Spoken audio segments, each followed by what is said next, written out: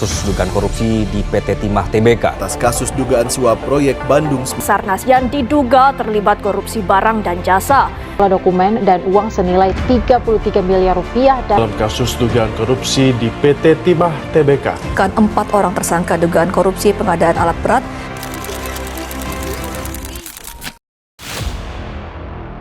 Secara etimologi, korupsi dalam bahasa Latin adalah corruption atau corruptus, yang menggambarkan tindakan merusak atau menghancurkan, sehingga membentuk dalam bahasa Indonesia yaitu korupsi. Menurut Kamus Besar Bahasa Indonesia KBBI, korupsi adalah suatu tindakan penyelewengan atau penyalahgunaan uang negara dalam bentuk perusahaan, organisasi, yayasan, dan lain sebagainya yang menguntungkan diri sendiri ataupun orang lain. Korupsi merupakan suatu tindakan pidana yang dapat diancam dengan hukuman sesuai peraturan perundang-undangan.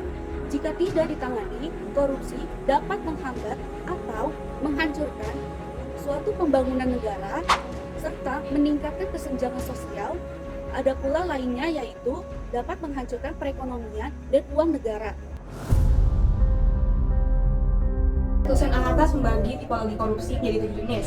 Yang pertama, korupsi transaktif.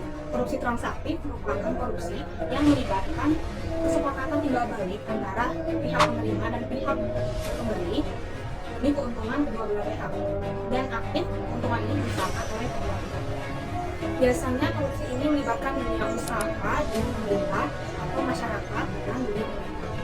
Yang kedua, korupsi eksotik. Korupsi juga dapat diartikan sebagai korupsi yang memeras, merupakan jenis korupsi di mana si pemberi dipaksa menyuap untuk mencegah kerugian yang akan menghantam dirinya dan kepentingannya atau orang dan hal yang mempengaruhinya. Dia korupsi investif, merupakan jenis korupsi di mana pemberian barang atau jasa tanpa ada pelayanan, bahkan keuntungan politis lain yang dibayarkan atau dapat korupsi nepotisme. Korupsi nepotisme dapat diartikan sebagai korupsi perabotan, merupakan jenis korupsi yang terjadi karena adanya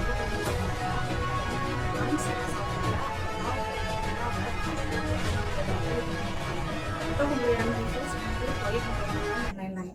5. Korupsi defensif merupakan perilaku korupsi korban pemerasan dan dilakukan untuk mempertahankan diri. Pihak pemberi dipaksa menyuap untuk mencegah kerugian yang akan mengancam dirinya. Biasanya dilatar belakangi ancaman, teror, dan lain-lain. Pemberian barang atau jasa pada pelaku pemerasan menjadi pembenaran bagi korban untuk melakukan tindak korupsi. 6. Korupsi otogenik. Korupsi otogenik merupakan korupsi yang dilakukan orang diri, tidak melibatkan pihak lain karena pelakunya hanya seorang. Terjadi ketika seseorang dalam posisi dapat memberikan informasi kepada orang luar demi keuntungan yang disengaja. Seorang pejabat dapat disebut sebagai pelaku korupsi otogenik ketika ia dalam kondisi mengkhianati kepercayaan. 7. Korupsi suportif merupakan korupsi yang dilakukan untuk melindungi dan memperkuat korupsi yang sudah ada, secara tidak langsung menyangkut uang atau imbalan dalam bentuk lain. Dapat juga disebut sebagai korupsi dukungan. Biasanya lebih sulit ditangkap karena pelakunya berkelompok, sehingga mereka dapat mengikuti tindakan tersebut. Banyak praktik yang ada di korupsi, ada beberapa jenis. Pertama ada penyuapan. Penyuapan adalah bentuk pemberian uang atau sentimen yang diterima atau diberikan dalam hubungan korupsi. Yang kedua adalah penggelapan atau pencurian. Penggelapan adalah kegiatan tindak pidana korupsi yang dilakukan dengan mencuri atau menggelapkan uang rakyat yang dilakukan oleh pegawai pemerintah, pegawai swasta atau aparat negara.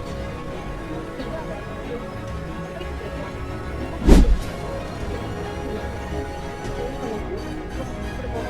tindakan tidak jujur. Keempat adalah pemerasan. Pemerasan dilakukan oleh aparat dengan cara memeras atas untuk mendapatkan keuntungan atas jasa yang pelayanan yang dilakukan. Yang kelima adalah nepotisme adalah tindakan penyalahgunaan kekuasaan dengan cara militer. Ada 3 strategi yang bisa dilakukan untuk memberantas korupsi. Itu ada strategi represif bisa dilakukan dengan cara ketika menyeret koruptor ke pengadilan dan membacakan tuntutan beserta menghadirkan para saksi dan juga alat bukti yang menguatkan. Yang kedua, ada perbaikan sistem. Dalam strategi perbaikan sistem, KPK memberikan rekomendasi kepada kementerian dan juga lembaga yang terkait untuk memberikan atau dilakukan langkah-langkah dalam perbaikan.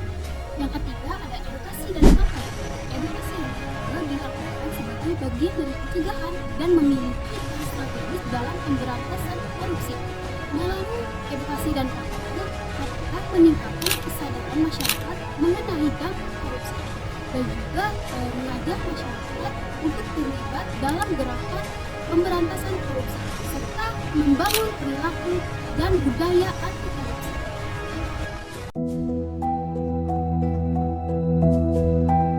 Salah satu contoh kasus korupsi di Indonesia adalah kasus korupsi Bansos Kunchoro Wibowo yang terjadi pada Kementerian Sosial Indonesia, di mana Kunchoro Wibowo, mantan Direktur Utama PT Bandagara Reksa, ditangkap KPK atas tuduhan melakukan perbuatan melawan hukum dalam proyek distribusi bantuan sosial beras. Kasus ini disangkakan bersama 13 orang lain dalam skandal korupsi di KPK dan diduga terjadi di sekitar bulan Agustus 2020. Ketika Kementerian Sosial mengirimkan surat kepada PT Bandagara Reksa untuk dilakukan audiensi dalam penyediaan bantuan sosial beras. PT Bandagara Reksa menyatakan kesiapannya untuk mendistribusikan bantuan sosial beras pada 19 provinsi di Indonesia. Namun dalam kegiatan ini KPK telah menemukan banyak manipulasi, seperti mereka yang membuat satu konsorsium sebagai formalitas dan tidak pernah melakukan distribusi yang sebenarnya. Kasus ini menyebabkan kerugian negara sebesar 127 miliar.